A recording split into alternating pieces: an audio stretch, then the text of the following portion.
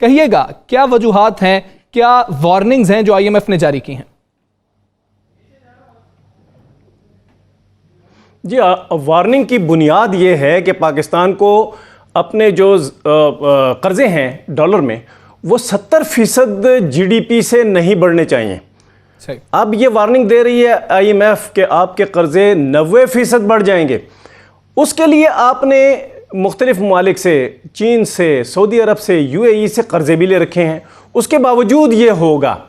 अब अगर ये हो गया तो आईएमएफ वार्निंग देता है कि आपके लिए कैपिटल मार्केट नहीं खुली हुई, आपकी सूरत हाल ऐसी हो गई है कि एक तो कोरोना है, उसने दुनिया को की मईशत को तबाह किया हुआ है, आपने अपनी मईशत को में इजाफा नहीं किया, कर्ज़ों में इजाफा कर लिया।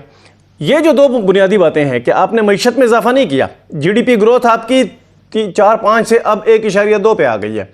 उसके अलावा आपने अपनी डॉलर के रिजर्व्स में इजाफा नहीं किया, आपने तरसीलात ज़र जो बैरून मुल्क से पाकिस्तानी भेजते हैं उसमें इजाफा नहीं किया, आपने कर्ज़ों में इजाफा कर लिया है। कर्ज़े आपके 80 बिलियन डॉलर से 120 बिलियन डॉलर पे चले गए, 40 अरब डॉलर आपने कुछ थोड़े से ही अरसे में ये कर लिया है। अब जो वार्निंग है वो ये है कि आपके चूंकि ज़खायर जो हैं फॉरेन करेंसी के वो नहीं बढ़ रहे, एक्सपोर्ट ने नहीं बढ़ना आपके 1-2-3 साल, जो बाहर से पाकिस्तानी रकम भेजते हैं वो इस साल भी तकरीबन 3-4 अरब डॉलर कम आ रही है, वो 25 अरब डॉलर नहीं आ रही, वो 21 से भी आगे शायद ना बढ़े, वो भी कम आ रही है। आपकी एक्सपोर्ट भी इस साल 2 साल 3 साल कम होगी।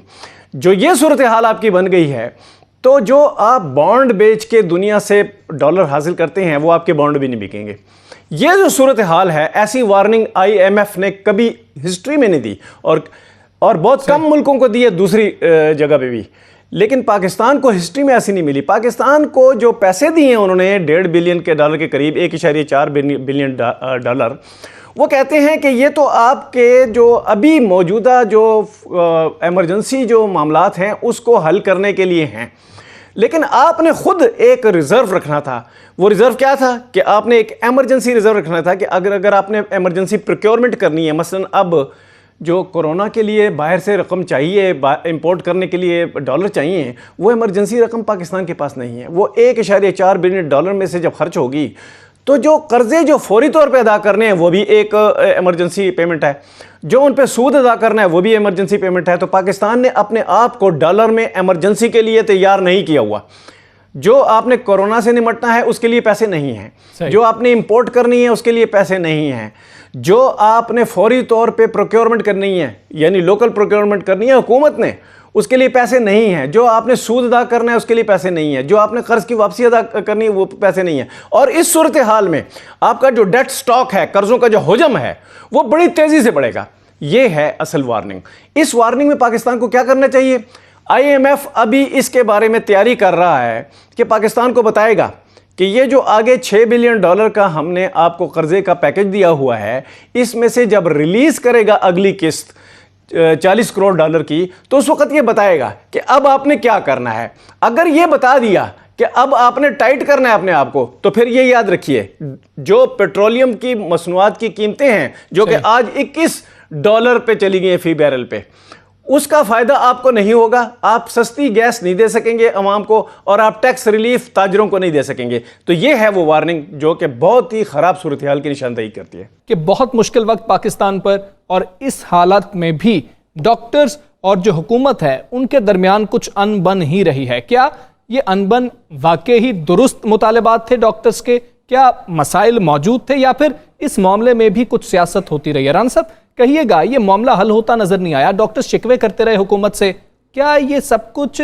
जेन्युइन इश्यूज थे या फिर पीछे कोई सियासत करता रहा है, हवा देते रहे? देखिए, इसमें ना आप कह सकते हैं कि 70% इशू बिल्कुल दुरुस्त है।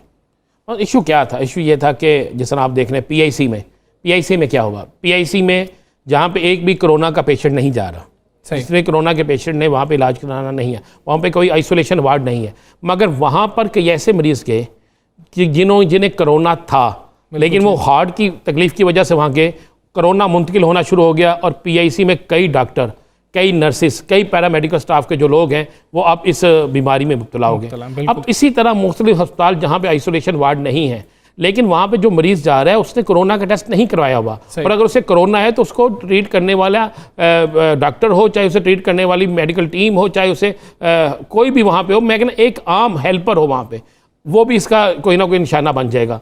तो उसकी वजह से डॉक्टर्स जो हैं वो इतने खौफजदा हो चुके हैं कि वो उनकी डिमांड जो थी कि उन्हें वो तमाम सामान दिया जाए जिससे वो इलाज भी कर सकें और कम अज़ कम अपनी हिफाजत भी कर सकें, अपने आप को सेफ रख सकें इस कोरोना से।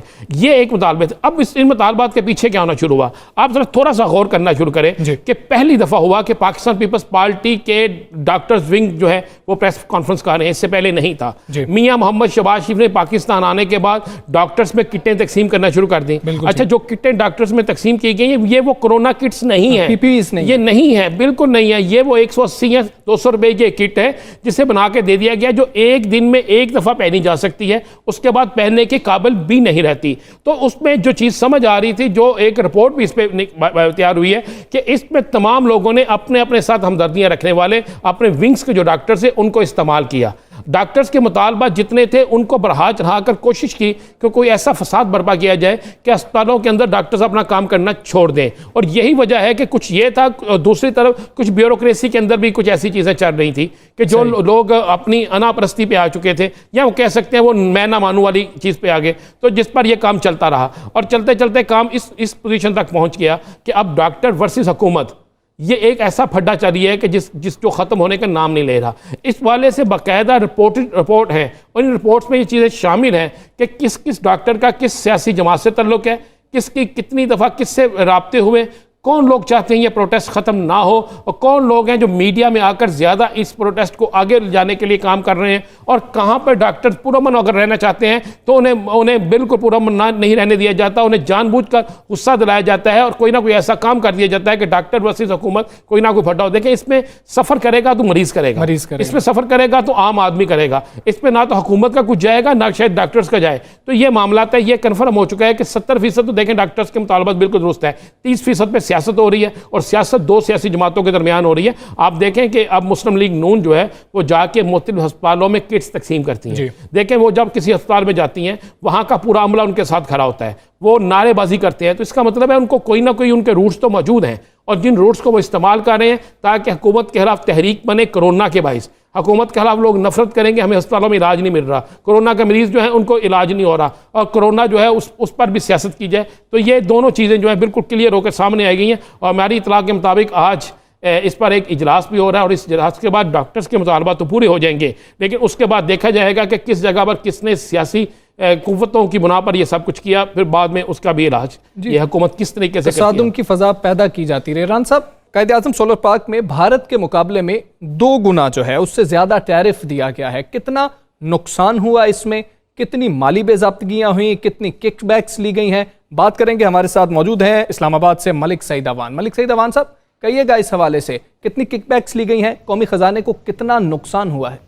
जी, वज़ीर आज़म को IPPs की जानिब से ज़ायद अदायगियाँ करने के हवाले से एक रिपोर्ट पेश की गई है। वो रिपोर्ट हमारे पास मौजूद है, जिसमें बताया गया है कि ज़्यादा टैरिफ देने की वजह से कौमी ख़जाने को 90 अरब रुपए का नुकसान हुआ है। 2 साल तक तो ज़्यादा टैरिफ दिया गया। 2 साल के बाद वफाकी हुकूमत और नेपरा को एहसास हुआ कि हमने टैरिफ ज़्यादा दिया हुआ है, और 2 साल के बाद मज़ीद प्लांट्स लगाने पर पाबंदी आयद कर दी गई।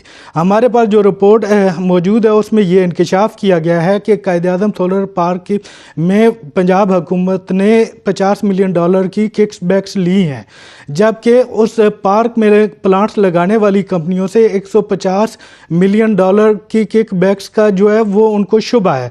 जो मतलब उन्होंने बताई कि 50 मिलियन की करप्शन मुकम्मल कन्फर्म है, जबकि 150 मिलियन की जो करप्शन है उसका शुबा है। इसी तरह भारत में उस वक्त जब 7 से 8 सेंट का यूनिट दिया जा रहा था, उस वक्त पंजाब हुकूमत ने नेपरा के साथ मिलकर जो है यहाँ पे 18 सेंट जो है वो दिया, इसका पर यूनिट टैरिफ लगाया। ये टैरिफ ज़्यादा होने की वजह से ना सिर्फ इससे बिजली महंगी हुई, बल्कि हमारी जो एक्सपोर्ट के अखराजात बढ़े और आलमी सतह पर उसके मुकाबले में कमी आई। अदायगियों का तवाज़ुन जो है वो भी ख़राब हुआ। और इससे मुल्क को 90 अरब का नुकसान हुआ। 2017 में जब आपको अंदाज़ा वफाकी हुकूमत ने इस पर पाबंदी आयद की, तहम उसके में जो पहले के उनके एग्रीमेंट थे वो मौजूद थे, और उसके तहत ये था कि 10 साल तक आप जो है वो 18 सेंट के हिसाब टैरिफ से बिजली सोलर पार्क में जो प्लांट लगेंगे उनसे ख़रीदेंगे।